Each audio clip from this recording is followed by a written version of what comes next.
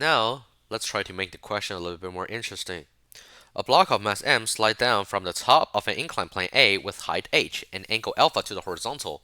It then moves across the horizontal surface and smoothly transitions onto a vertical circular track of radius r, where r is smaller than half of the h. After passing through the circular track, it continues onto another inclined plane B, which makes an angle theta with the horizontal and has length d. Friction can be neglected. Part A 1. Find the speed of the block when it reaches the ground after sliding down the first incline. Well, this part is pretty obvious since there's no friction, right? So the mechanical energy the block has at the top is equal to the mechanical energy it has at the bottom. So when the block is at the top, what kind of energy does it have? Since it's not moving when it's at the initial state, so it only has the gravitational potential energy, which we can write mgh, and it's actually equal to when it's at the bottom, it's no longer above the ground and it's moving at a speed. So it only has the kinetic energy, which is 1/2 mv squared. After simplifying that, we can get v is equal to square root of 2gh. So now part 2. During the motion in 1, determine the work done by the gravity. Well, here's a little trick. Whenever it's asking you how to determine the work done by the gravity, you just use the gravitational force that the object has, multiply it by the vertical distance that it traveled.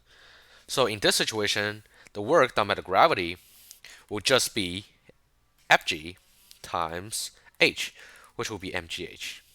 Pretty simple, right? Part 3. During the motion in 1, what is the power delivered by the gravity? So here's my thought process. Since the formula for power is equal to work over time, we already know the work. So we're trying to find time, obviously. How do you find time? So the object is initially at rest and it's moving down the ramp, right? There's definitely a force component that is pulling it downwards. And this force components actually create an acceleration. After we find that acceleration, we can use a kinematic equation to find the time. And how do we find that acceleration? I decided to use Newton's second law, which is F equals ma. Before we use it at F equals ma formula, we should analyze the force first. So let's first draw a free body diagram. When the object is at the ramp, there's an Fn and Fg. I'll just write mg. And that's all. That's all the forces that act on the block when it's moving on the ramp. So now let's separate them to components.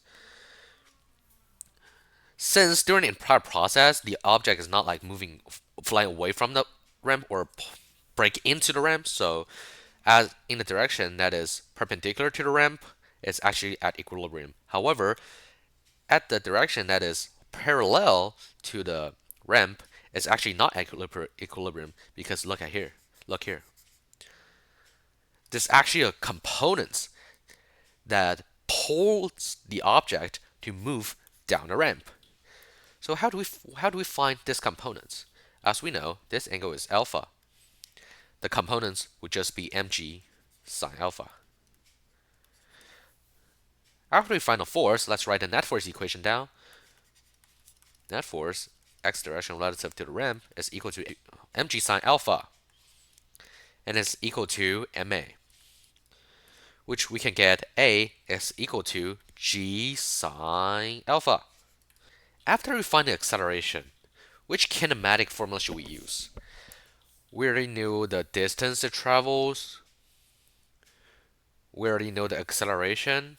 So I would suggest you to use x is equal to v naught t plus 1/2 at squared. Since it's initially at rest, we can basically ignore v naught t. So x is equal to 1/2 at squared. How do we find the distance it travels? Using trigonometry, right? Very simple. The height is h. We're trying to find how long this is, and we already knew the alpha, which we can get x is actually equal to h over sine alpha. So now after simplifying them, we can get t squared is equal to 2h sine alpha times g sine alpha. After we square root it, we will get t is actually equal to 2h over g inside the square root over sine alpha. So this is your time.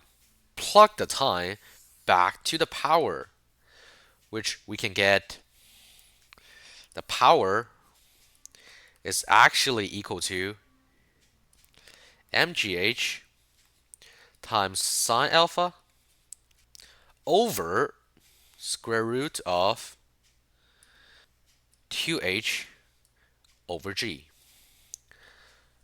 Alright, now part B. 1. What is the speed of the block when it reaches the highest point of the circular track?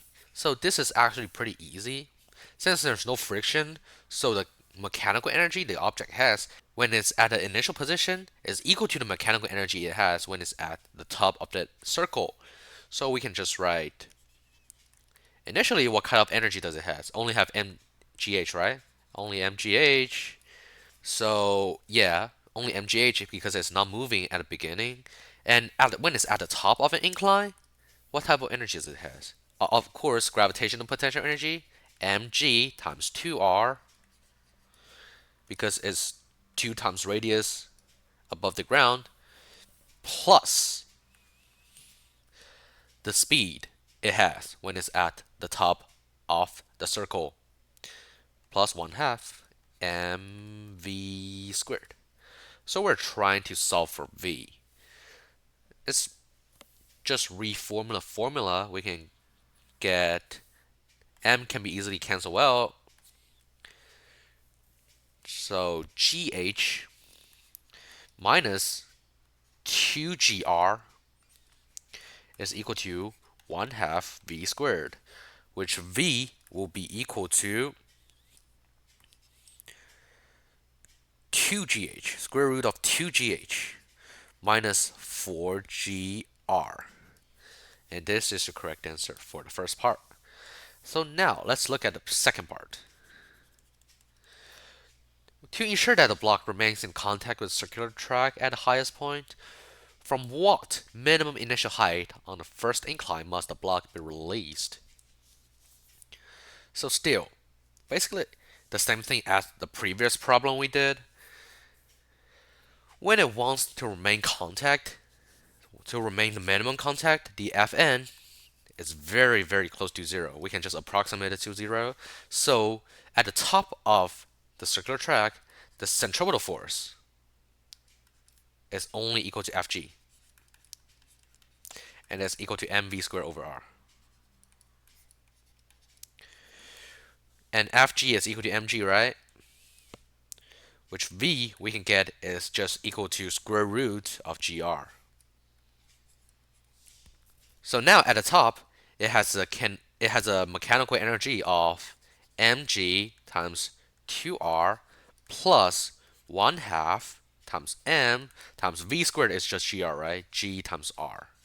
Oh, my bad. This place is supposed to be capitalized r. And this is equal to mg times h1.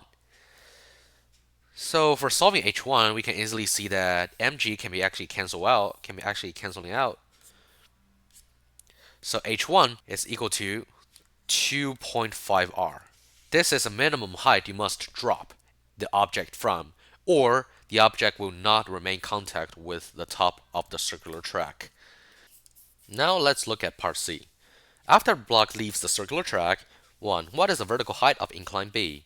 Well, that's pretty obvious since we already know the length of the incline and we know the angle it is above the horizontal surface. So the height will just be d times sine theta. That's free. For the second part, what is the speed of the block at the top of incline B? Since there's no friction in the entire track, right?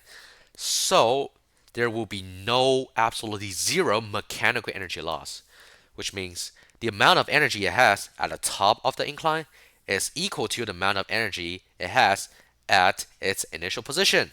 So we can just write the conservation of energy equation down, which is mgh is actually equal to mg h2. I would just assume this part is h2 plus 1 half mv2 squared. We're trying to find v2. And we already know that h2 is equal to this, right? And obviously m can be cancelled well.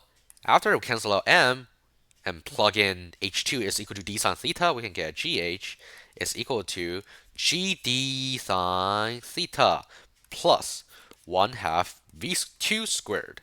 After simplifying it, we'll get v2 is equal to the square root of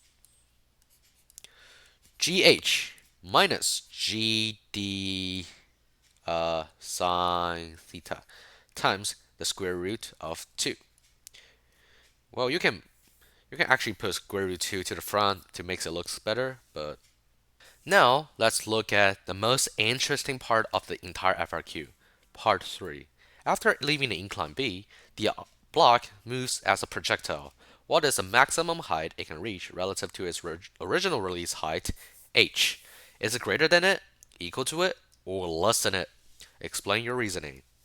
Well, some of y'all may think, oh, since there's no friction or absolutely no energy loss throughout the process, as soon as when after the block leaves the incline B, as soon as it stopped in the midair, the height it has above the ground would definitely equal to h because of the conservation of energy. Well, actually, you're wrong. As soon as the block leaves the incline, it will have the velocity vector that looks like this, which both have the horizontal components and the vertical components. So it's basically like moving in a projectile motion. What you're basically thinking is, if you said it stopped during the midair, what it actually means is the vertical speed will be equal to 0. However, horizontal speed will always exist.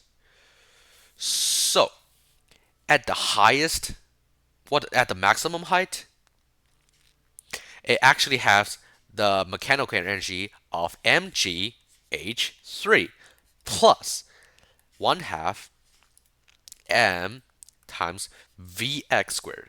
Because you already learned the projectile motion, right? The horizontal components will never disappear throughout the entire process because there's no external forces or force components that act on the object horizontally. Yeah, because during the projectile motion, it's basically doing a free fall, and it only has a gravitational force that act on the object, right?